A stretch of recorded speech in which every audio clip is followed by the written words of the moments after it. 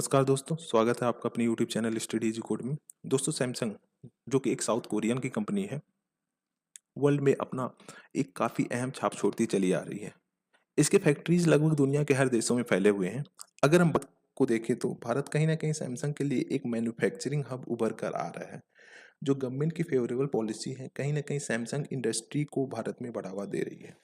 But जो recent time में strike हो रहे हैं तमिलनाडु में सैमसंग वर्कर्स के द्वारा, यह एक नेगेटिव साइंस हो कर रहा है टुवर्ड्स सैमसंग इंडस्ट्री। तुम हम पूरे मुद्दे को समझते हैं कि क्यों यह स्ट्राइक हो रही है, वर्कर्स की क्या डिमांड है और जो सैमसंग के द्वारा क्या स्टेटमेंट दिया गया है उसको भी देखेंगे। ठीक है, तो हुआ यूं है कि जो सैमसंग वर्कर्स हैं चेन्नई में, उनके द्वारा काफ़ी लंबे से स्ट्राइक किया जा रहा है for better wages, better working condition और जो newly form Samsung India workers union है उसके रिकॉग्निशन के लिए।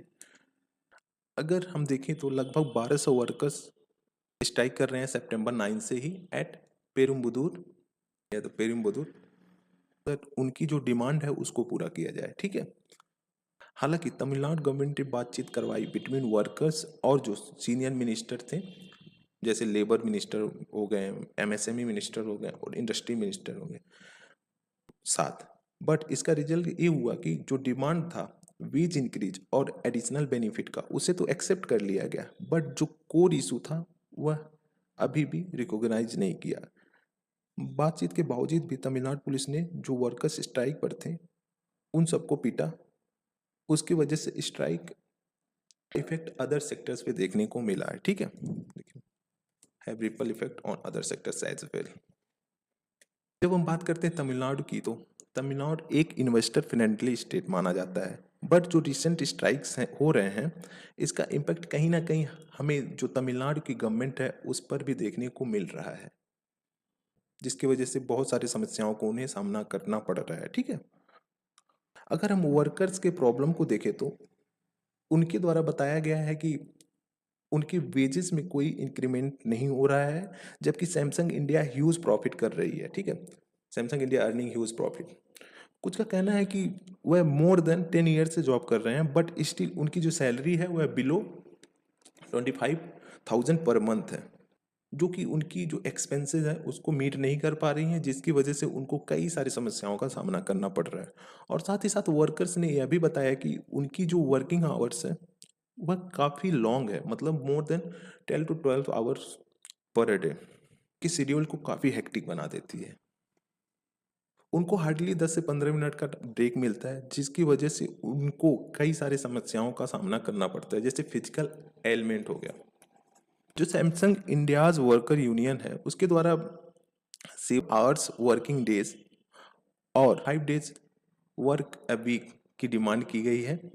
और साथ ही साथ जो पैटर्निटी लीव था उसको भी 3 से 7 दिन को बढ़ाने की बात की गई है। ठीक है, और यूनियन के द्वारा यह भी बोला गया है अगर किसी वर्कर की मृत्यु हो जाती है वर्किंग आवर्स में, तो उसे 1 करोड़ रुपए का मुआवजा दिया जाएगा, और उसकी मृत्यु आउटसाइड द वर्क प्लेस होती है तो उसे लगभग 25 लाख रुपए का मुआवजा दिया जाएगा। अगर हम सैमसंग के स्टांस को देखें, सैमसंग काफ़ी लंबे से समय से नो यूनियन पॉलिसी को फॉलो करता हुआ आ रहा है। बट जुलाई 2021 में first time on the demand of Samsung display workers, जो सैमसंग था वह लगभग 4.5% वेज में इंक्रीमेंट किया। और उसके नेक्स्ट मंथ ही जो सैमसंग इलेक्ट्रॉनिक वर्कर्स थे उनके द्वारा एक एग्रीमेंट कंक्लूड किया गया, जिसमें इंक्लूड था recognition full time member, full पे फॉर एक्स्ट्रा वर्किंग आवर्स, मतलब जो भी वर्कर्स हैं एक्स्ट्रा वर्क करेंगे उसका उन्हें फुल पेमेंट किया जाएगा। ठीक है, बहुत सारे यूनियन सैमसंग को रिप्रेजेंट करते हैं ग्लोबली। जो इसका वर्क फोर्स है वह अराउंड 12 लाख वर्ल्ड वाइड है, जिसमें से लगभग 1,25,000 साउथ कोरिया में अकेले ही हैं। ठीक है, जो सैमसंग इलेक्ट्रॉनिक्स है उसका यह स्टांस था कि हम तब तक जो यूनियन है उससे बात नहीं करेंगे जब तक उसको बैक किया जा रहा है by the centre of India trade union. ठीक है, हालांकि सैमसंग ने बोला कि हम कुछ स्टेप्स को इम्प्लीमेंट करेंगे, जैसे प्रोडक्टिविटी स्टेबलाइजेशन इंसेंटिव है उसको हम बढ़ाएंगे। इसका मतलब है कि जब प्रोडक्टिविटी इंक्रीज होगी कंपनी में तो एक रिवार्ड दिया जाएगा एम्प्लॉय को फॉर देयर कंट्रीब्यूशन, मतलब जो जैसे जैसे प्रोडक्टिविटी इंक्रीज होगा, कंपनी का प्रॉफिट हो गया, उस प्रॉफिट से कहीं ना कहीं जो एम्प्लॉय हैं उनको एक रिवार्ड दिया जाएगा। ठीक है, और साथ ही साथ यह भी बोला कि कंपनी यह इंसेंटिव जिसका अमाउंट लगभग 5,000 रहने वाला है अक्टूबर 2024 से मार्च 2025 तक प्रोवाइड कराएगी और यह कंसीडर किया जाएगा as annual increment in wages financial year 2025-26 तक, ठीक है। और कंपनी ने यह भी बोला कि अगर किसी भी एम्प्लॉय का डेथ हो जाता है तो कंपनी 1 लाख का एज ए इमीडिएट असिस्टेंट देगी एम्प्लॉय की फैमिली को, ठीक है। अब बात आता है कि क्यों सैमसंग इंडियन वर्कर्स यूनियन को रिकॉग्नाइज नहीं किया गया अभी तक।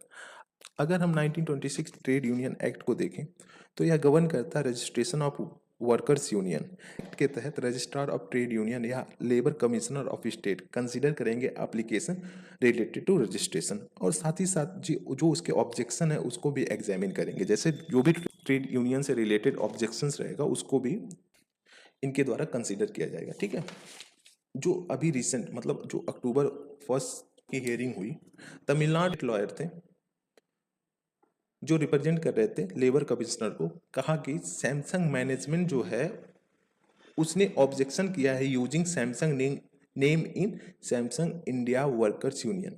जो सैमसंग इंडिया वर्कर्स यूनियन है उसमें जो सैमसंग नेम यूज हुआ है कहीं ना कहीं उस पर आपत्ति जताई है सैमसंग मैनेजमेंट ने और यह बोला कि यह ट्रेड का वायलेशन है। जो ट्रेड मार्क होता है उसका कहीं ना कहीं यह वायलेट करता है, ठीक है।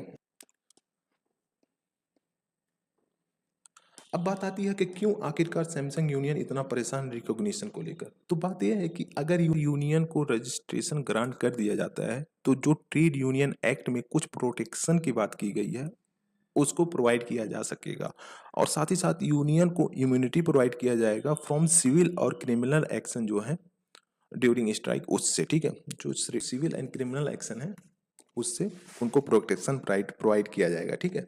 चलिए चलिए अब देखते हैं सरकार के रिस्पॉन्स को, ठीक है। जो CITU और SIWU है ने आपत्ति जताई है सरकार के इंडिफरेंस रिस्पॉन्स पर और एक्यूज किया है गवर्नमेंट को for taking side with the Samsung management. जो यूनियंस हैं उन्होंने जो गवर्नमेंट है उस उनके रिस्पॉन्स पे आपत्ति जताई और बोला है कहीं ना कहीं ये जो गवर्नमेंट तमिलनाडु गवर्नमेंट है वह साइड ले रही है सैमसंग मैनेजमेंट की, ठीक है। जो सीनियर ऑफिशियल्स हैं गवर्नमेंट के उनका कहना है कि हम देखते हैं क्या होता है और आशा करेंगे कि सैमसंग इस मामले को इंटरनली सुलझाने की कोशिश करे और इस डिसीजन से वर्कर के अंदर कहीं ना कहीं एक सेंस ऑफ इग्नोरेंस का फीलिंग आ गया है। 8 अक्टूबर को तमिलनाडु के इंडस्ट्री मिनिस्टर ने वर्कर से अर्ज किया कि स्ट्राइक ख़त्म कर दीजिए, हम इंश्योर करेंगे कि जॉब को प्रोटेक्ट किया जाए और साथ ही साथ यह भी बोला कि जो एम्प्लॉय अपॉर्चुनिटीज़ हैं उसको भी मेंटेन किया जाए स्टेट यूथ के लिए, ठीक है। सो हालांकि अभी रिसेंट में न्यूज आया कि जो स्ट्राइक है उन्हें कॉल ऑफ कर दिया गया, ठीक है, बाय द वर्कर्स। सो ये न्यूज़ था basically. This is the end of the video. Thank you for watching. Please do like share and subscribe. Thank you guys.